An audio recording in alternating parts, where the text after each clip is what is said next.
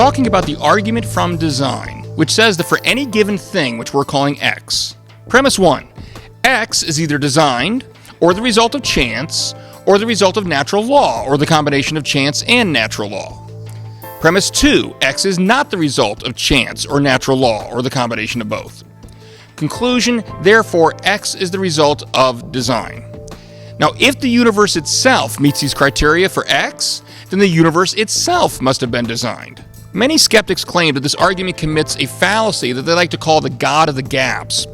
In other words, they accuse theists of arbitrarily inserting God as an explanation just to fill in a gap in our knowledge, something we don't know yet. But according to them, given enough time, history shows that we will eventually be able to fill in these gaps with a naturalistic explanation. Look, you can certainly see where this objection comes from. I mean, throughout history, there have been plenty of religions, some of which still exist today, who thought, for example, that lightning resulted from the gods or a high god becoming angry and raining fire down upon the earth. Now we understand that it's really a spark that forms between positive and negative charges. Now, according to the skeptics, these people didn't know what caused lightning, so they just filled in the gap in their knowledge by attributing it to God. Allegedly, the design argument does the same thing. We may not be able to see how these phenomena resulted from chance or natural forces today, but give us enough time and we'll come up with the answer. There's two big problems with this objection. The first is that it exhibits an extraordinary amount of faith. The skeptic doesn't have any actual evidence that we'll be able to come up with a naturalistic explanation. They just believe it because it suits the needs of their argument.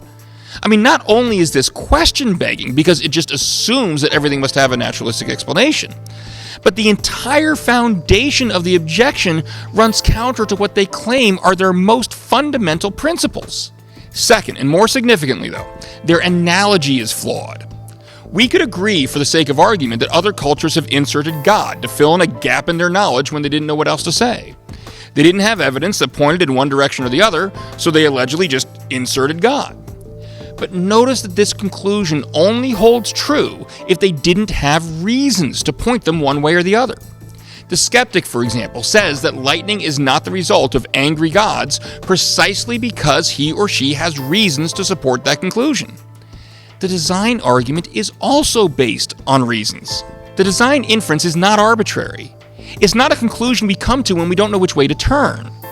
William Dembski's three factors of contingency, complexity, and specificity give us reasons to believe something is designed.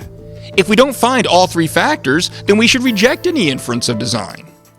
As we'll see when we get into specific examples, every instance that theists claim support the design inference is based upon evidence. It's an inference drawn from what we do know, not from what we don't. We'll see this play out in the coming weeks as we look at specific examples. Next week, we'll begin by looking at the universe as a whole and something called the Anthropic Principle. See you then. God bless.